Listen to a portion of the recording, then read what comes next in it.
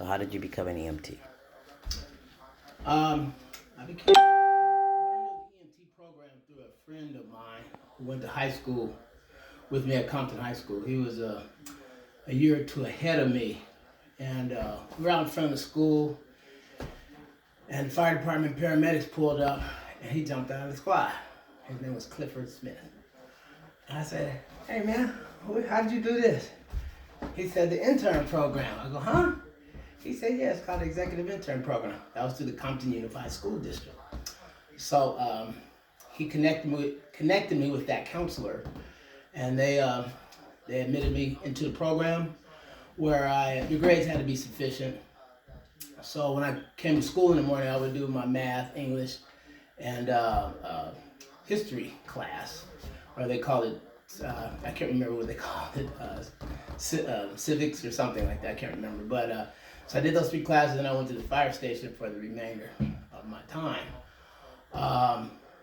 Through there, or again talking with Clifford and the other fire personnel, I learned of the emergency medical technician program. And I said, "What was that?" So they explained it to me.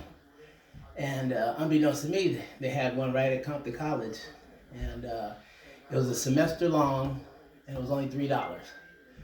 And I did the EMT program, and I completed that. I was 17 years old. When I graduated from high school, I went to go apply for a job at Goodhue Ambulance. Myself and a friend of mine took the class. He was a little older than me, so Goodhue hired him on the spot, and I went home sad. But they told me to come back in 2 weeks when I turned 18, and they hired me when I came back. So I worked at Goodhue Ambulance, and from there I went to Martin Luther King Hospital Emergency Department, and from there Compton Fire, and then on to LA County Fire. But growing up, the emergency services were very attracting and exciting to me.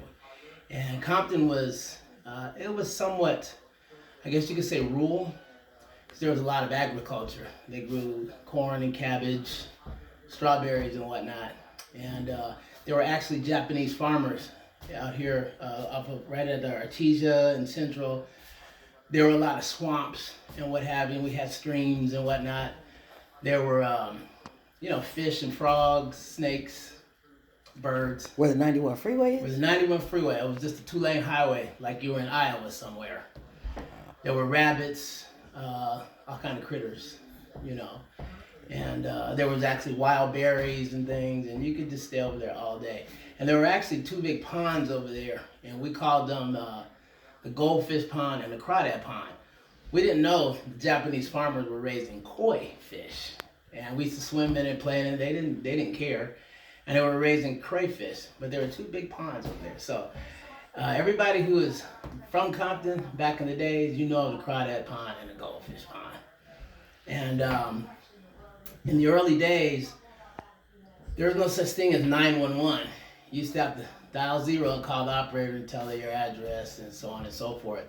And the fire department didn't come out unless it was like a car accident or something. You would get an ambulance.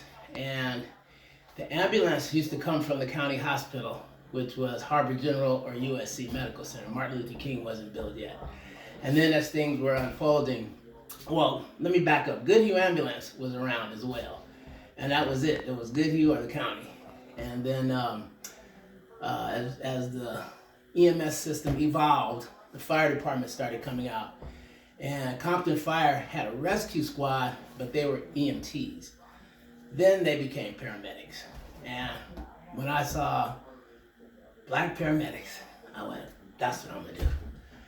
And that was a big encouragement to see someone who looked like me becoming a job that typically you didn't see people of color. And because of the training at Martin Luther King and my previous EMT experience, because I was an EMT here in Compton for a number of years, and just gained huge amounts of experience. So I went to paramedic school, which made it fairly easy. And the rest is history. All right. Thank you for your time. All right.